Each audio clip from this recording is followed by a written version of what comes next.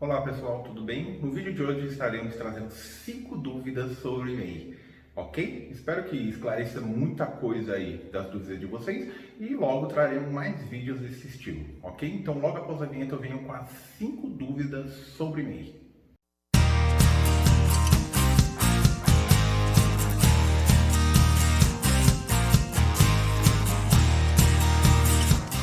Olá pessoal, eu sou o Bruno Medeiros, sou contador atuante na área há 20 anos aí pela Suporte Contabilidade e nesse vídeo eu venho trazer 5 dúvidas sobre MEI, ok? Vamos lá para a primeira dúvida.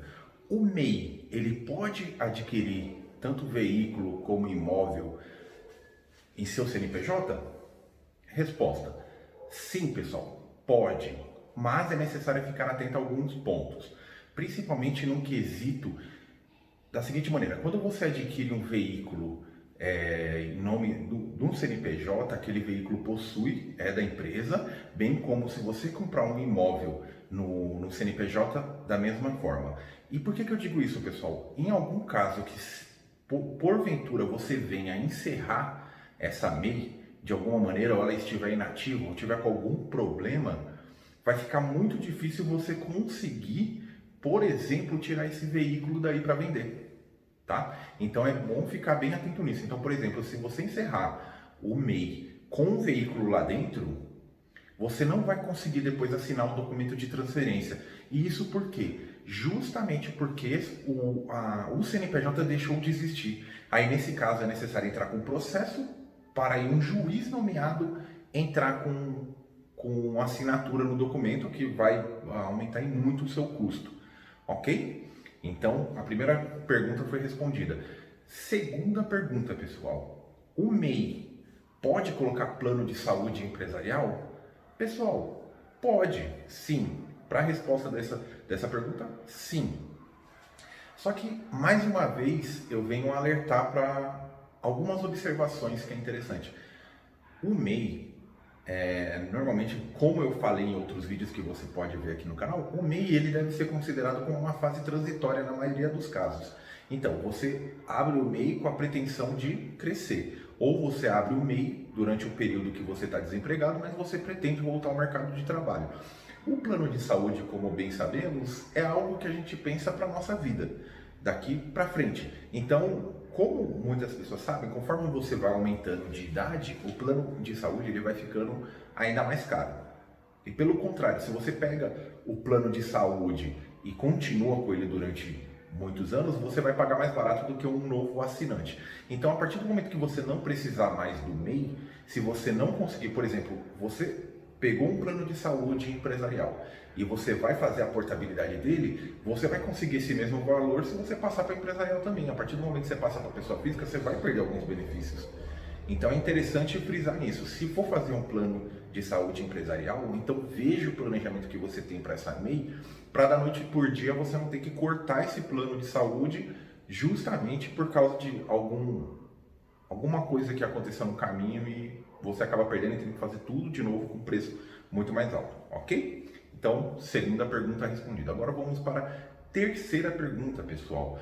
Eu posso, com a MEI, pagar a conta pessoa física na minha conta pessoa jurídica? Não, pessoal, não. Nós temos o princípio da entidade no qual o CNPJ ele se difere do CPF. O ideal que nós sempre recomendamos é o quê? Para que a pessoa que possui o seu CNPJ, que fez o seu faturamento, recebeu o seu faturamento, as contas pessoais ela pague pela pessoa física, ela tira seu lucro da MEI e aí na sua conta pessoa física ela efetua os pagamentos. Justamente porque, para não misturar as coisas, pessoal, até mesmo não só no caso da MEI ainda você tem uma facilidade de não ter nenhum imposto, por exemplo, por rendas recebidas de pessoa jurídica que não são a distribuição de lucro. Então, nesse caso, a MEI ela se isenta de algumas coisas, mas pela legislação comercial não pode você pagar contas pessoas físicas na sua conta pessoa jurídica, ok? Então essa foi respondida. Você pode pagar suas contas, mas na sua conta pessoa física, na conta pessoa jurídica Não. Vamos para a próxima pergunta? Pessoal, o MEI pode ter mais de uma conta pessoa jurídica? Sim, pessoal, sim. O MEI ele pode ter quantas contas pessoa jurídica e lhe couber. Só que é o seguinte, pessoal, você tem que levar em consideração tanto a taxa, as despesas bancárias, as taxas do seu banco, porque vamos lembrar que o MEI ele tem um limite de faturamento. Então, um MEI com limite de 81 mil, por exemplo, anual, será que é necessário, será que é vantajoso você ter várias contas? Pode ser que sim, para determinados recebimentos, determinadas operações, mas você ter diversas contas, cada uma com uma taxa bancária para um faturamento que você não pode passar do limite, eu acredito que não seja tão vantagem assim. Então é muito interessante que quem tem a MEI veja esses custos também, né? Querendo ou não, é um pouquinho daqui, um pouquinho dali, mas que vai fazer a diferença no seu resultado, ok? Então vamos para a próxima pergunta. Pessoal, eu tenho um MEI ou eu tenho uma empresa, eu posso abrir a outra modalidade ou vice-versa? Eu tenho uma empresa normal, eu quero abrir um MEI, eu posso? Ou eu tenho um MEI, eu quero abrir uma empresa normal, eu posso? Não, pessoal, não pode. Uma das regras para você ter um MEI é justamente você não participar de nenhuma sociedade. Então vamos lá. Você como MEI, você não pode participar de nenhuma outra sociedade, ok? Caso aconteça isso, você desconfigura como MEI. Então a regra do MEI é essa. Então se você tem uma empresa e você viu que a sua carga tributária, suas despesas, conta, aluguel, tudo está muito alto e você viu que você se enquadra através de um planejamento tributário, você se enquadra como MEI, então qual que é o objetivo? Você tem que pegar a sua empresa, iniciar o processo de encerramento da mesma. Quando a mesma for encerrada no CNPJ, aí você vai iniciar o processo de abertura da MEI.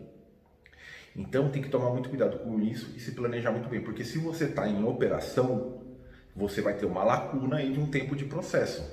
Então, por exemplo, quando você iniciar o processo de encerramento da sua empresa, você vai ter que paralisar o faturamento. Porque uma vez que você informou no distrato a data que você pretende encerrar suas atividades para iniciar esse processo de encerramento, essa data é o que vai valer, tá? Então, como que funciona? Você vai dar entrada nesse processo, vai seguir com esse processo adiante, encerrou, terminou, aí você pode abrir a MEI, ok? E do mesmo jeito, alguém te chama para uma sociedade, você tem a MEI e alguém te chama para uma sociedade. Aí você fala, não, vou continuar com a MEI aqui e vou entrar na sociedade. Não pode. Não pode, pode gerar diversos problemas para você, tá? Porque uma vez que, se caso o sistema não impedir e deixar seguir adiante, a Receita perceber isso lá mais na frente, ela pode desenquadrar o seu MEI, ok? Porque pela regra do MEI, o microempreendedor individual ele não pode nem ser sócio, nem possuir outra empresa. Então, essa é uma das regras do MEI, ok? Então, fique bem claro isso. Então, você encerra primeiro uma, para depois você... Ou você encerra o MEI para você entrar numa sociedade ou abrir uma empresa normal, uma empresa, uma IRL, uma limitada, uma ME, ou você encerra a sua ME, a sua IRL, a sua limitada para você poder fazer a MEI, ok? Então é isso aí, pessoal. Eu agradeço muito. Não esquece de deixar o like, curtir o vídeo, compartilhar aí com os amigos e até o próximo vídeo, ok? Aguardo vocês.